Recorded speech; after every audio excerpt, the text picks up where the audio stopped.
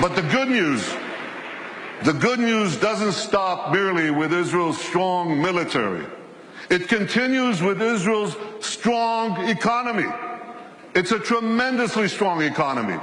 And I'll tell you, we made it stronger by moving Israel to free market principles, which unleashed the spark of genius embedded in our people into innovation, entrepreneurship. And there's a revolution taking place. This couldn't happen at the better time. Look at the 10 leading companies in 2006. 5 energy companies, one IT company, Microsoft. And a mere 10 years later, 2016, a blink of an eye in historical terms, it's completely reversed. 5 IT companies, 1 energy company left. The true wealth is in innovation. You know these companies, Apple, Google, Microsoft, Amazon, Facebook. Guess what? They all have research centers in Israel. All of them. Major research centers. And they're not alone. There are hundreds more. And there's a reason. Something is going on. It's a great change. You want to hear jargon? It's one sentence. This is a terrible sentence, but I have no other way to say it. It's the confluence of big data, connectivity, and artificial intelligence. Okay? Did you get that? You know what that does? It revolutionizes old industries, and it creates entirely new industries. So here's an old industry that Israel was always great in, agriculture. We're always good in agriculture. But now we have precision agriculture. You know what that is? See that drone in the sky? He's connected to a big database. And there are sensors in the field. And in the field, there's drip irrigation and drip fertilization. And now we can target, with this technology, the water that we give, the fertilizer that we give, down to the individual plant that needs it. That's precision agriculture. That's Israel.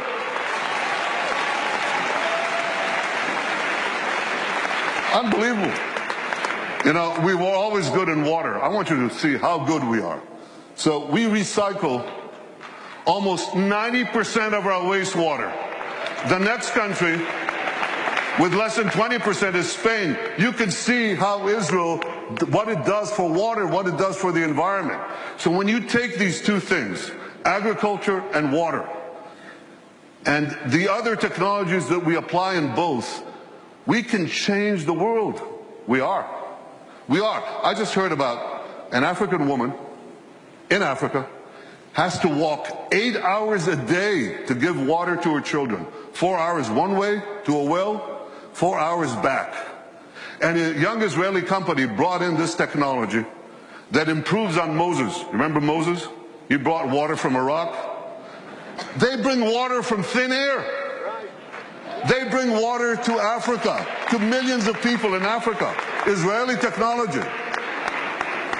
And I was just recently in India. That's my friend, Prime Minister Narendra Modi. Great friend.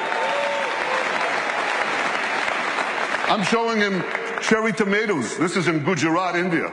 This is Israeli technology. And what I heard there was fantastic. Farmers came from the region. There's an experimental farm there and a place where Israel gives technology know-how to Indian farmers. 65% of India's population are farmers. And one farmer after the other gets up and says, because of Israeli technology, I've increased my crop yields and my income 3 times, 4 times, 5 times. Israel is changing the world in India, in Asia, in Africa, in Latin America, everywhere. These are the old industries. Now they're new industries. Israel is literally, how can I say this? Israel is literally driving the world. I'm talking about autonomous vehicles. Israel is the world leader in autonomous vehicles. 500 tech companies that sprang out almost instantaneously. And one of them, Mobileye, up there on the left, was just sold to Intel for the paltry sum of $15 billion. But the interesting thing is, that Intel said to them, here are the keys to our 30 worldwide autonomous vehicle businesses. You run it. Israeli technology is driving the world.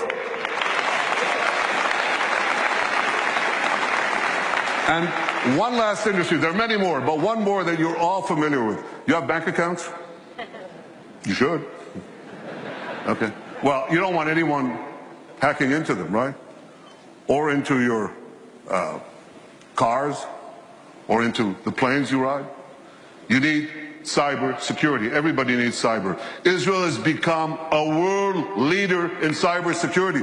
Look at how much they invest in the hundreds of Israeli startup companies, tremendous companies. But here's another factor that you should know. Israel's population is how much? Who knows? Class? 8 million. It's closer to 9, but it's about between 8 and 9 million. That's correct. And what percentage of that is of the world's population? Oh, come on. It's 1/10 of 1%. So what percentage do we get of the world global investment in cybersecurity, in private investment in cybersecurity? We're 1/10 of 1% of the world's population, and we get a whopping 20% of global private investment in cyber. We're punching 200 times above our weight. Not 2 times, not 10 times, not 100 times, 200 times above our weight. That's one heck of a punch. Very strong.